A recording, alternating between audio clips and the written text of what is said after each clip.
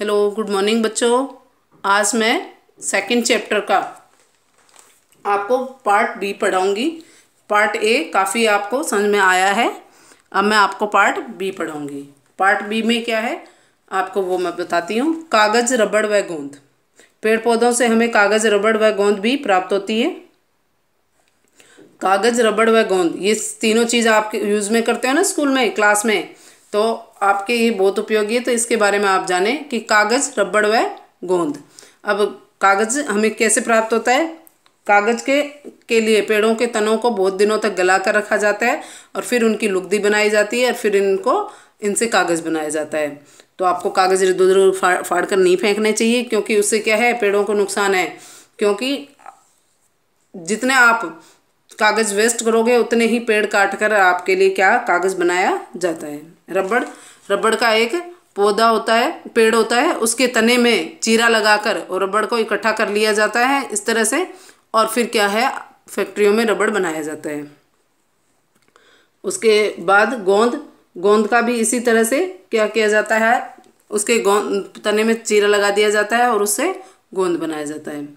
अब आपका है औषधियाँ। कुछ पौधों का उपयोग औषधियाँ बनाने में होता है, जैसे नीम, पीपल, तुलसी, बेल, पुदीना, अश्वगंधा, आंवला, हरड़ आदि। ठीक है। तो नीम तो वैसे भी आपके बहुत उपयोगी है। नीम की दातुन भी करते हैं ना, तो जो कीड़े लगे हुए होते हैं दांतों में वो भी खत्म हो जाते हैं।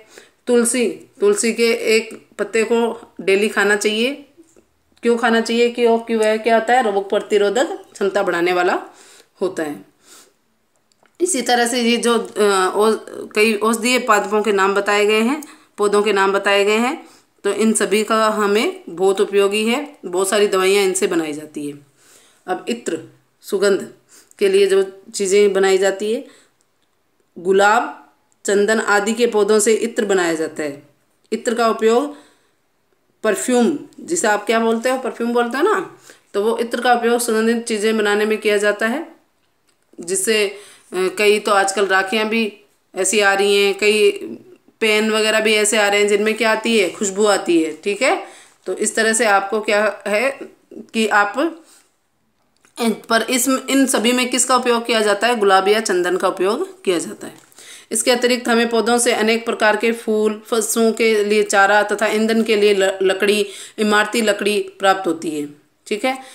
जो हमने इतना जो पढ़ा है, उसके अलावा भी हम पौधों से और अनेक चीज़ें प्राप्त करते हैं, अनेक वस्तुएं प्राप्त करती है। जैसे फूल प्राप्त करते हो, पशुओं के लिए चारा, जैसे घास वगैरह उग जाती है तो उसके लिए हम क्या है, उसे काट कर पशुओं को डाल देते हैं और पशुओं से हमें क्या मिलता है, दूध, घी, पनीर वगैरह, ये सब उसके पशुओं से हमें प्राप्त होता है। तथा ईंधन के लिए लकड़ी, आप खाना पकाने के लिए भी आपको लकड़ी कौन देते हैं, पेड़ पौधे ही देते हैं।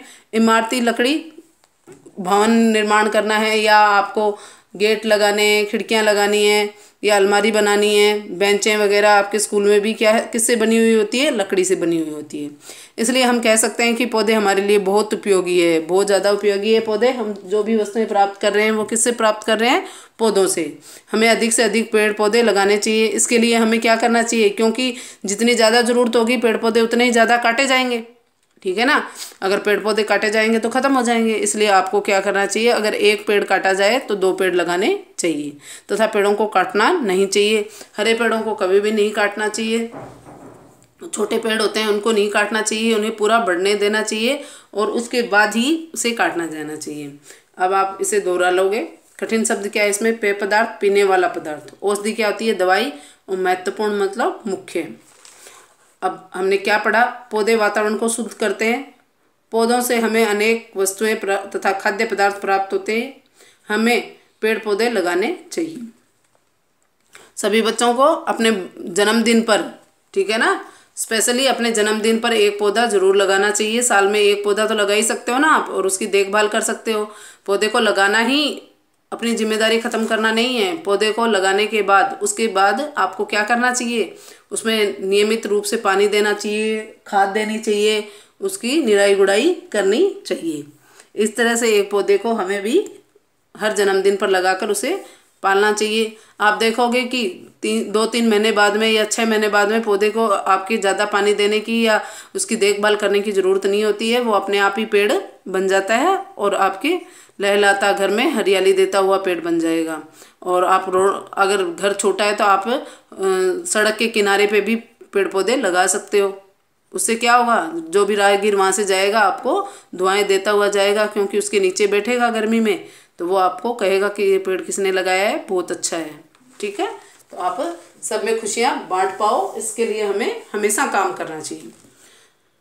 पौधे छोड़ते हैं, क्या छोड़ते हैं? ऑक्सीजन। क्या छोड़ते हैं? ऑक्सीजन। दालों से हमें प्राप्त होता है, क्या प्राप्त होता है? प्रोटीन।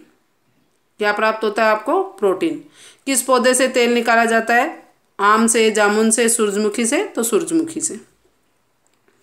पेय पदार्थ है केला, सेब, चाय। चाय है ना पेय पदार्थ, चाय, कॉफ़ी और कोको, 3 पेय पदार्थों के नाम इस चैप्टर में बताए गए थे।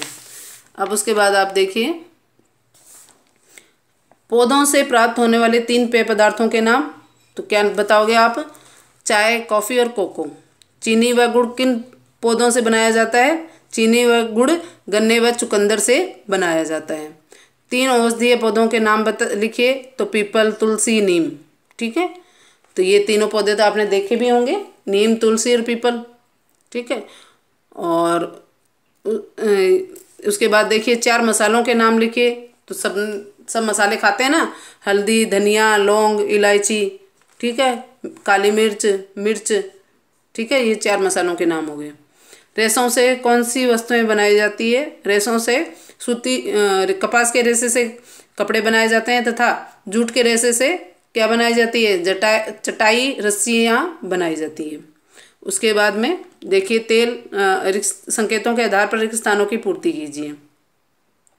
संकेत क्या क्या दे रखा है? तेल, रेशे, इत्र, तारपिन, मसाले, चंदन आदि।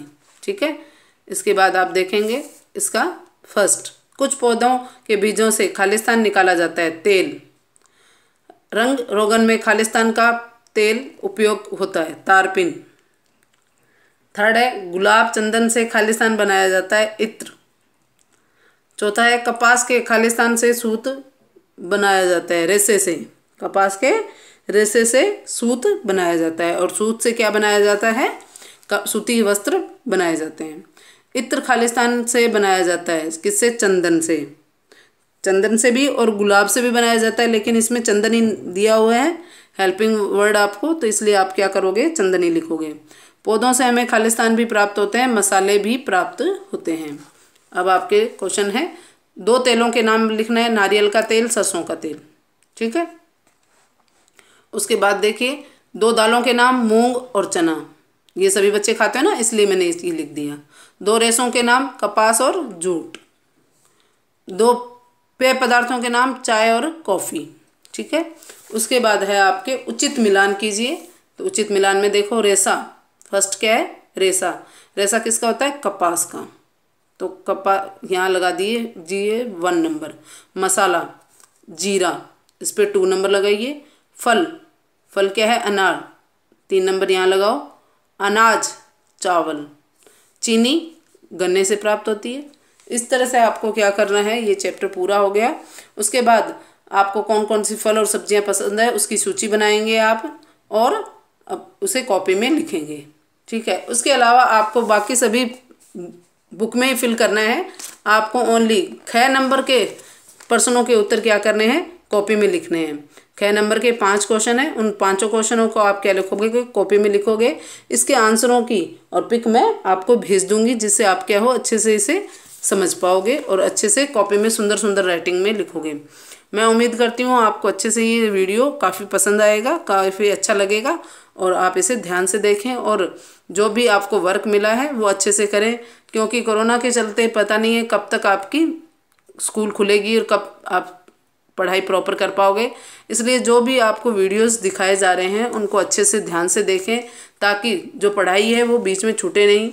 ठीक है, क्योंकि बच्चों की क्या है, बच्चे बुरी आदतें बहुत जल्दी से पकड़ते हैं, इसलिए पढ़ाई वो न करने की आदत बहुत जल्दी पकड़ लेंगे। इसलिए अभिभावकों से निवेदन है कि वो बच्चों को डेली ये वीडियो दिखाएं और उनको पढ़ाई के लिए बार बार कहें।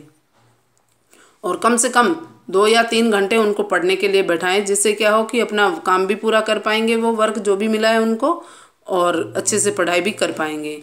और याद करने के लिए जो भी आपको वर्क मिले, वर्क काफ़ी थोड़ा थोड़ा मिल रहा है ना, क्योंकि स्कूल तो आते हो तो सारे ऑल सब्जेक्ट में वर्क मिलता है, अब तो एक एक या दो दो सब्जेक्ट में ही वर्क मिल रहा है आपको। तो आप जो भी वर्क मिले उसे जल्दी से जल्दी अपनी कॉपी में सुंदर सुंदर राइटिंग में करें और कंप्लीट वर्क करके रखें। जो भी आपको वर्क मिले उसे साथ के साथ याद भी कर लें, जैसे आपका क्या समय की बचत होगी और आपकी पढ़ाई क्या हो जाएगी, बहुत अच्छे से हो जाएगी। क्योंकि जैसे ही आप लिखोगे, लिखते ही एक बार तो लिखने में ही रिपीट हो जाता है, फिर उसके बाद आप क्या करोगे, इसे लर्न भी कर लोगे। इस तरह से क्या हो जाएगा, अच्छे से आपको याद हो जाएगा और आपके अच्छे मार्क्स आ जाएंगे एग्ज़ाम में।